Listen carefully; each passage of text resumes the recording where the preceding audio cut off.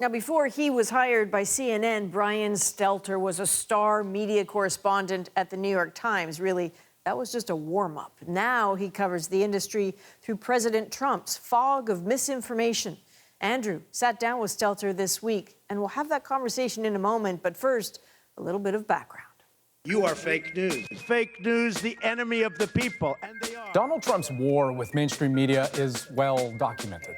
All I can say is it's totally fake news, just fake. His attacks against journalists were at first shocking. Now they've become expected, a well-known tool of his outsider presidency. But the very dishonest media, those people right up there with all the cameras. Amid the chaos of a commander-in-chief attempting to discredit the news media are journalists who say their work is more important than ever. Good morning, I'm Brian Stelter, and it's time for Reliable Sources. Ahead this Brian hour, Stelter is the host of the CNN program Reliable Sources, a show that examines the media world. Stelter not only covers Trump, but also what it's like to cover Trump. The challenge for people like me as reporters is to refuse to be confused. I met up with him in our national studio in Toronto to talk about the role of the media in the era of Trump and if the national news media itself has crossed any lines. Brian, nice of you to join us here in our Toronto studios. Thanks for being here. Tell me, never a dull day in the United States these days, I suppose. Recently, there was the State of the Union address. Trump referred to this as a new American moment. What do you make of all of this? There were parts of the speech that were inspiring. There were also parts of the speech that were deeply divisive, and some pieces that were downright false and filled with fibs and falsehoods. And that's, classic Trump. What we've learned about him over the past year is that he appeals in an incredibly emotional way to a part of the United States, and he deeply angers and causes resentment and fear among another big chunk of the United States. And frankly, I think a lot of news consumers are just exhausted by it all, by the pace of the news cycle in the U.S. Well, and let's talk about the news cycle, because you're a journalist who covers a lot of things. You cover journalism itself as well. And so when we look at Trump's relationship with the media in particular, the enemy of the American people, as he's put it, I mean, that escalates things, that ratchets things up. Yes, we have not seen this before from an American president. Even Richard Nixon, when he was attacking the news media during Watergate, he was doing that privately. That was on tapes that only came out later. So this is very much uncharted territory for the national news media in the U.S. and for consumers of news who don't know what to believe. Well, the national news media, but CNN in particular, right? I mean, CNN is often in the president's crosshairs. I'm curious to know how that affects you and how that's affected your work. The issue is not how it may affect staffers, it's how it affects the audience, the people that follow him on Twitter or follow him on Facebook. The daily kind of fake talk from President Trump is poisonous because it has this trickle-down effect that causes an erosion of credibility in the minds of some voters. It's hard to measure, it's hard to prove that on a daily basis, but I checked on Twitter, I checked in his speeches. He said the word fake more than 400 times in his first year in office. That has an effect over time in people's minds. And so I think the challenge for us in the news media is to reinforce why we do what we do, how we try our best to be accurate and fair. It's a real opportunity. Every time he attacks the media, it's also an opportunity for us to defend and explain ourselves and to remind people of our role in civic life. To that extent, it's changed the way you operate? I think it has a little bit. Look, when he tweets something offensive or nasty about the news media, and I sometimes run over to the Bureau and hop on CNN and talk about it, I do see it as an opportunity. I try to look at it as a positive, to say, here's how we actually do our jobs. Here's how we know that story is not fake. Here's how we know those sources are real. It's an opportunity for media literacy 101 when he throws out these tweets. Well, let me ask you this. Do you accept any of the criticism? I mean, the extremes aside, there is a critical look at CNN, the way it operates, and that it has gone beyond simply reporting the facts, and that it has in fact chosen sides. I don't think CNN is, or any other channel right now, is anti-Trump.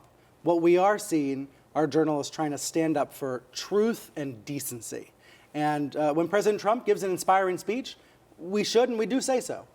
When he makes up false stats, when he makes up fake facts, when he spews lies on Twitter, then we say that as well. I don't think that's opinion. I think that's much needed context in a really confusing world. So that raises a really interesting point too. Analysis, context, you mentioned the interjection of opinion.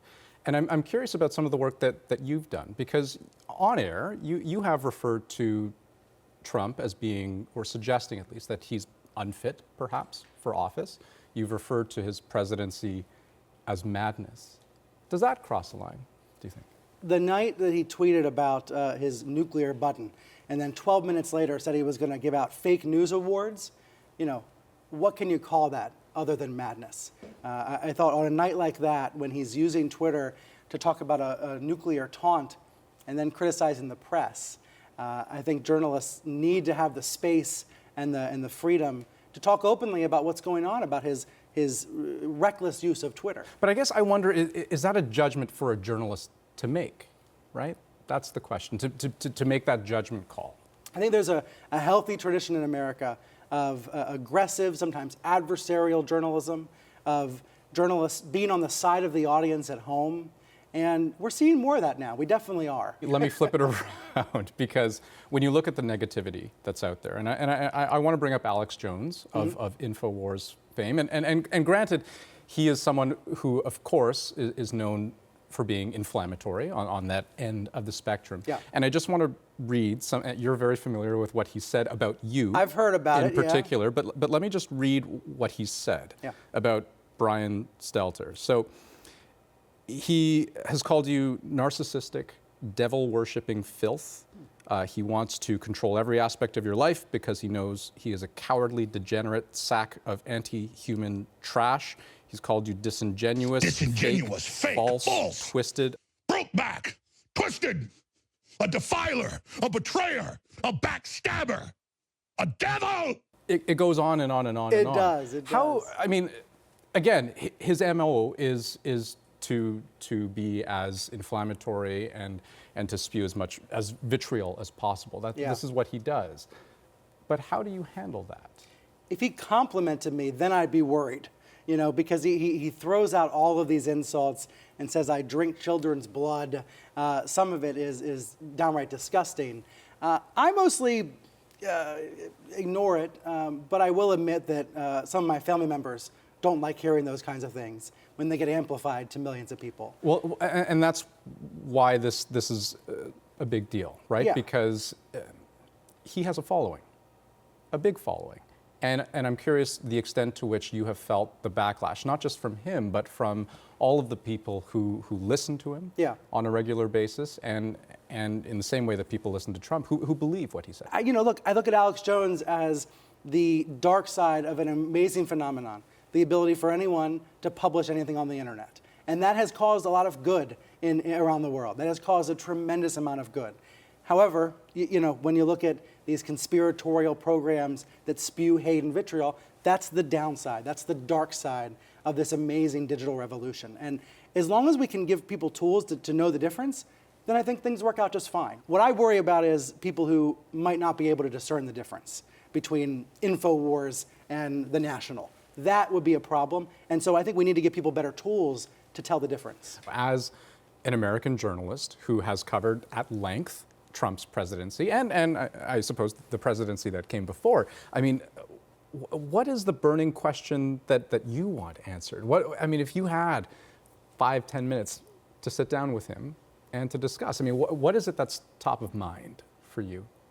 He seems to try to create his own realities, whether it's claiming that millions of people voted illegally or claiming that anything having to do with Russia is a hoax. To try to get to the bottom of that may not be possible, for anyone to figure out, but it sure would be worth trying. With President Trump, it might be useful to just dig down deep on one topic. Why do you call the Russia thing a hoax? What really did happen before Election Day? And try to dig on one of those topics. But hey, let's be honest, he's not giving any interviews right now to anybody that's not his friend. And I don't see that changing anytime soon. Well, certainly there would be much to discuss. Brian, it's been wonderful to talk to you. Thanks so much. Thanks.